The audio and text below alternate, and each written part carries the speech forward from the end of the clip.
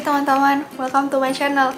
Di video kali ini aku pengen ceritain tentang perjalanan aku apply hingga bisa keterima di Harvard University.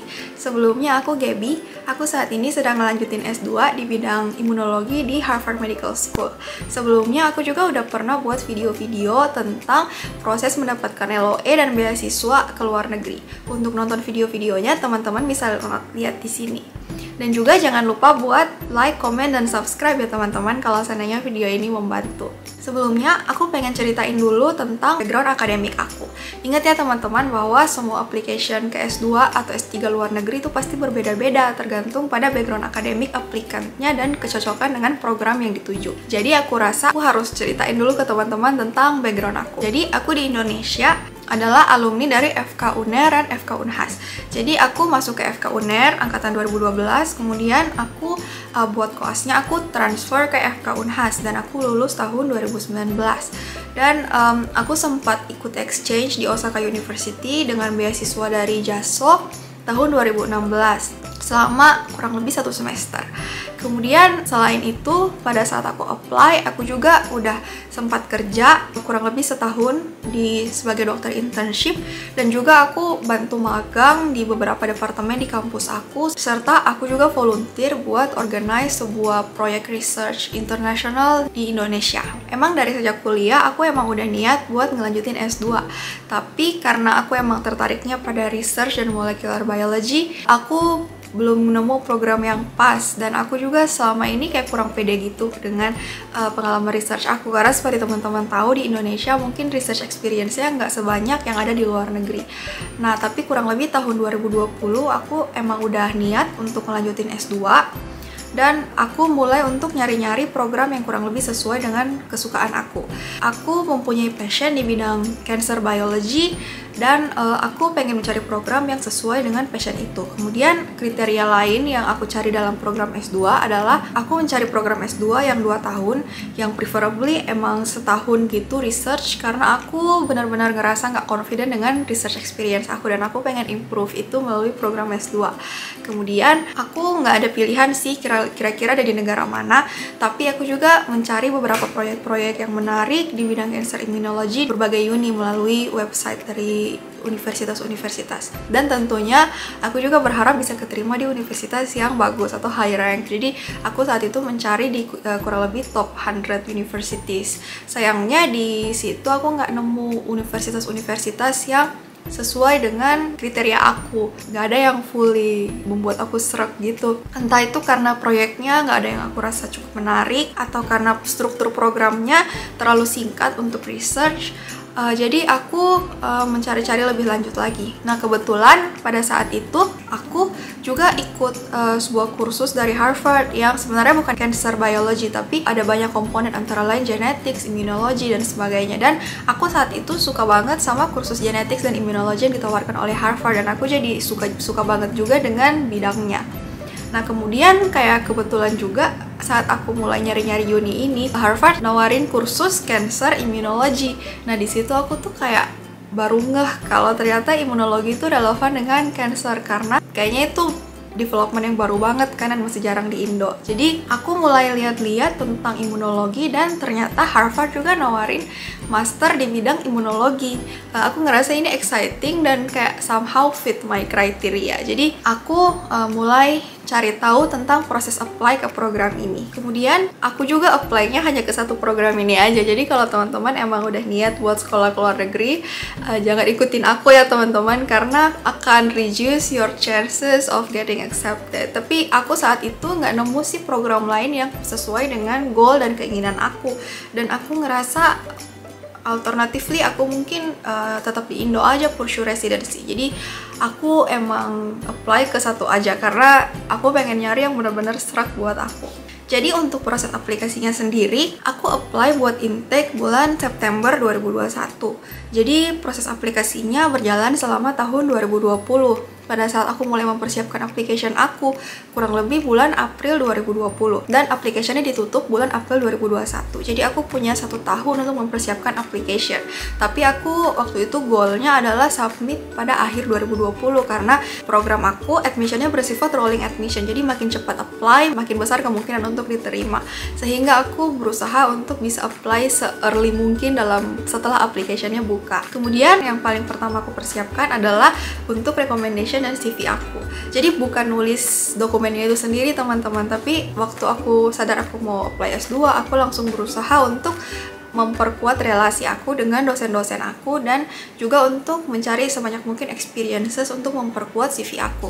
Jadi ini sudah aku lakukan sejak kurang lebih 1 tahun sebelum application-nya harus aku submit. Dan bahkan juga pengalaman-pengalaman aku yang dulu juga termasuk kan dalam CV dan rekomendasi yang akan aku cari ini. Aku mulai apply ke beberapa program-program magang dan aku juga mulai take up beberapa proyek-proyek baru, termasuk proyek research, international research yang aku sebut tadi. Aku menjalankan ini semua dengan view bahwa aku harus benar-benar punya CV yang kuat kalau seandainya aku mau apply ke program sekaliber Harvard. Kemudian kurang lebih bulan Mei 2020 aku memutuskan untuk ngambil TOEFL. Kemudian tantangan aku adalah karena aku saat itu mengambil TOEFL at home, sehingga pada saat tes TOEFL at home aku gagal, aku harus reschedule ke TOEFL yang in person. Untungnya aku mendapatkan TOEFL in person bulan Juni 2020 kalau nggak salah, dan semuanya berjalan dengan lancar karena application aku juga deadline-nya masih lama banget. Jadi dari pengalaman inilah aku selalu saranin teman-teman untuk selalu early dalam belajar dan mengambil standardized testing. Kemudian karena program aku membutuhkan GRE, maka kurang lebih bulan Juni 2020 aku mulai mempersiapkan untuk tes GRE. Aku mulai mempersiapkan tes GRE dari bulan Mei 2020 dan aku mengambil GRE akhir Juni 2020. Jadi proses persiapan aku memakan waktu kurang lebih 1,5 bulan. Dan itu aku belajarnya cukup intensif, tapi aku belajar sendiri, aku nggak les. Jadi dari aplikasi Magus dan juga Manhattan Prep, aku ngerjain soal di waktu senggang aku kurang lebih 20 hingga 40 soal per hari. Dan itu aku rasa it's doable sih. Selama aku melakukan ini semua, aku sambil kerja di UGD, di rumah sakit, dan juga saat ini juga saat pandemi COVID. Jadi sempat kayak agak riuh dan sibuk gitu. Tapi for some reason, aku ngerasa nggak kewalahan sih dengan preparationnya. Yang aku rasa paling penting adalah dengan membuat study plan dan konsisten belajar tiap harinya. Aku rasa itu doable banget kalau selama kita konsisten. Kemudian aku juga mengambil beberapa tryout pada saat aku mau belajar GRE, dan aku akhirnya mengambil tes GRE at home di rumah aku. Untungnya tes GRE at home ini berjalan dengan lancar dan kurang lebih aku mendapatkan hasilnya 2 minggu setelah ujian. Pada bulan Juni 2020 ini juga aku discover bahwa ada program yang namanya mentoring di Indonesia Mengglobal. Jadi aku apply untuk program mentoring ini dengan beberapa proses aplikasi. Jadi ada proses submit resume, aptitude test, interview, dan untungnya aku bisa melewati semua tahap ini dengan lancar. Dan kalau nggak salah bulan Agustus atau September aku udah di match dengan mentor aku. Jadi selama bulan Agustus hingga September aku sambil paralel menjalankan research dan sebagainya untuk CV aku. Kemudian aku juga sambil kerja dan sambil mempersiapkan application aku. Setelah masuk program mentorship ini di bulan September, aku mulai untuk draft essay aku atau personal statement. Jadi dalam drafting personal statement ini aku butuh waktu beberapa bulan dari first draft hingga jadi, dan itu aku buat draft, kemudian aku tektokan, aku kirim ke mentor aku kirim ke salah satu alumni yang aku chat di internet. Oh iya, ini di early in my application, aku ngontak beberapa alumni yang aku tahu dari program aku untuk minta tips dan trik dari mereka, dan mereka juga agree buat review essay aku. Jadi setelah aku membuat essay ini, aku kirim ke mereka semua, dan setelah mendapatkan feedback aku revisi lagi dan aku kirim lagi. Jadi ini benar-benar prosesnya kurang lebih seperti itu hingga beberapa bulan. Nah, pada akhirnya bulan November 2020 program aku di Harvard membuka aplikasi untuk cycle yang ingin aku apply ini. Jadi aku mulai mengumpulkan dan mempersiapkan komponen-komponen aplikasiku mulai November 2020. Jadi aku menghubungi rekomender-rekomender aku dan aku meminta kesediaan mereka untuk memberikan aku surat rekomendasi, dan of course follow up karena rekomendernya langsung submit rekomendasinya langsung ke Harvard, nggak melalui aku. Jadi aku harus follow up dari portal gitu apakah beliau udah submit atau belum, dan reminding beliau untuk submit kalau seandainya belum. Kemudian submit semua komponen-komponen aplikasi aku, mulai dari nilai GRE, nilai TOEFL, personal statement, dan mengisi portalnya. Dan aku akhirnya submit application aku bulan Februari 2021. Jadi lebih lama dari perkiraan. Nah, alasan kenapa lebih lama dari perkiraan ini yang mau aku bahas.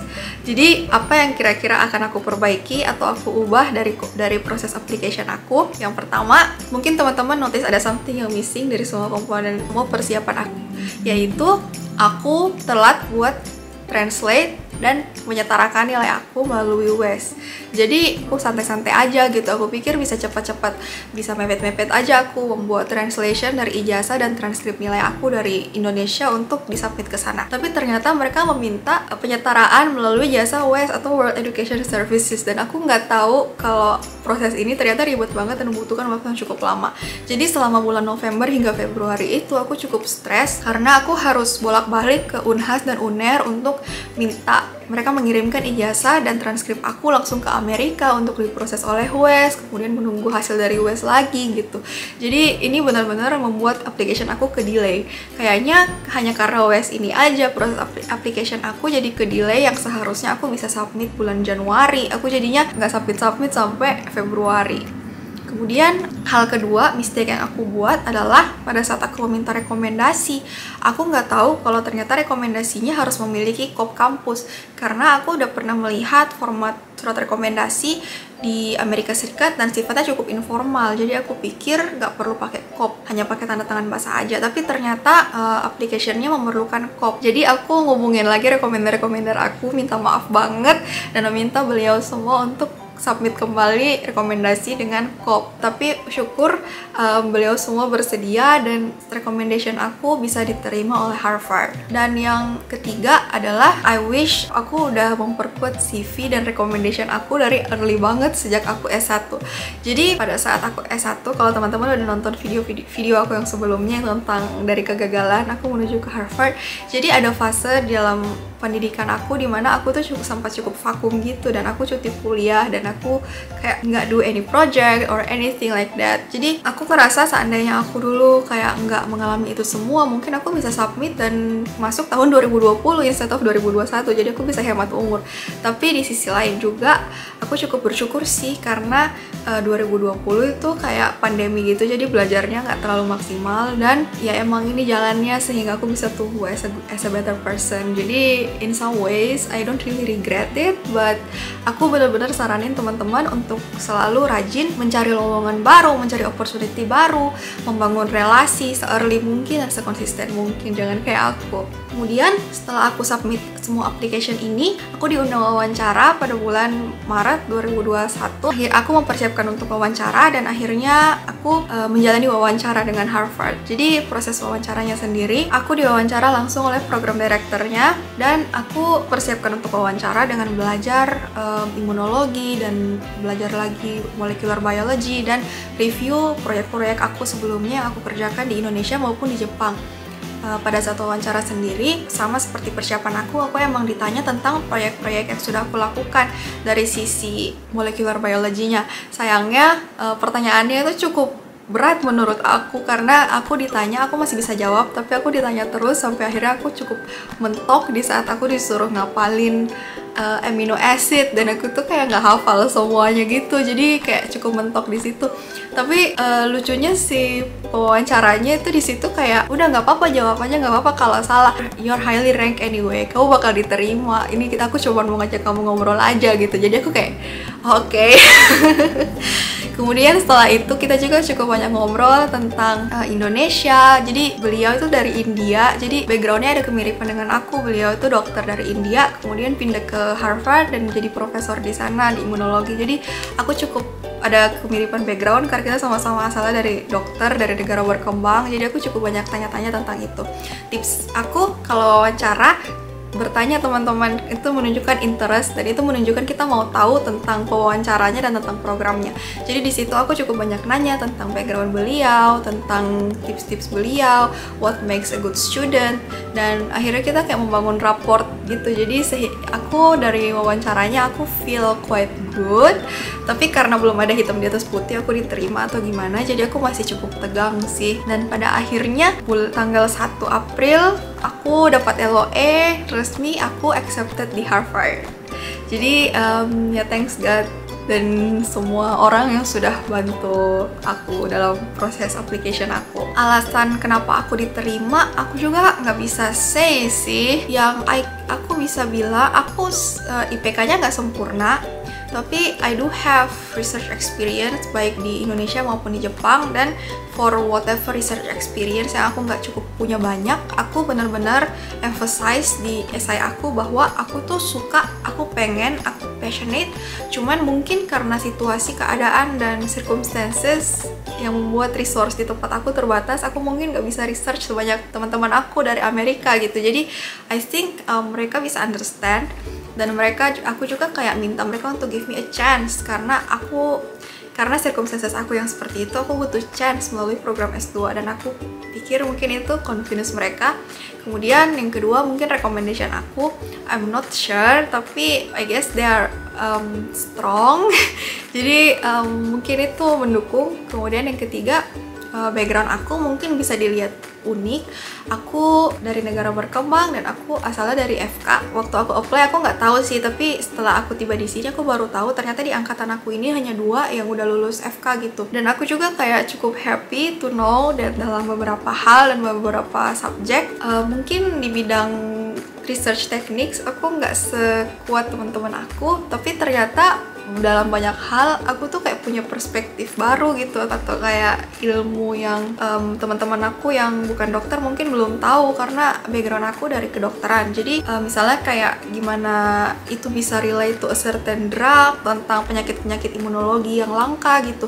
Nah itu aku kayak udah pernah belajar di FK, jadi aku rasa itu mungkin suatu background yang unik yang juga bisa menjadi kayak advantage aku untuk bisa keterima di Harvard.